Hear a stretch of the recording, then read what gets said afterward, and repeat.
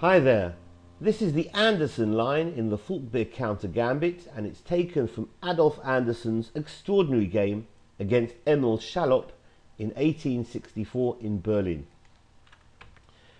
The game started Anderssen with the white pieces e4, e5 and f4, the King's Gambit, which was such a fashionable opening back then in the mid-19th century.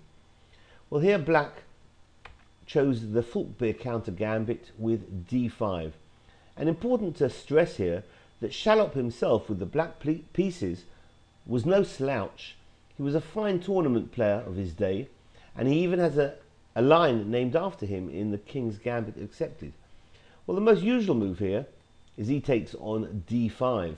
But here Anderssen chose another fine line, knight f3. This is the second best choice in this position.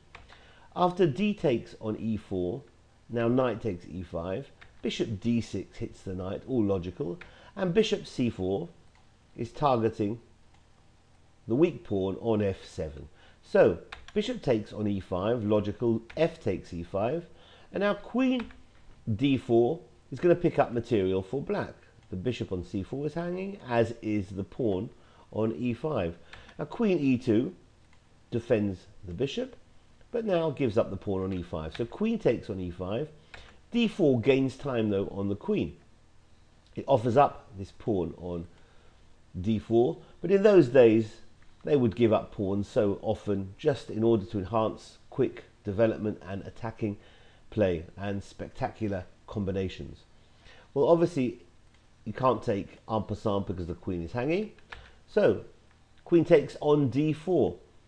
Knight c3, targeting the pawn now on e4, and the bishop on c1 looks as if it might be heading out to e3, hitting the queen. Knight f6 defends, but bishop e3 indeed hits the queen. Well, the queen here in the game dropped back, went home to d8. Perhaps queen e5 arguably might have been slightly better. So after queen d8, here Anderssen castled short, and now the rook is very active along that open f file. So h6, a prophylactic move, because bishop g5, which would have pinned the knight, looks extremely dangerous for white.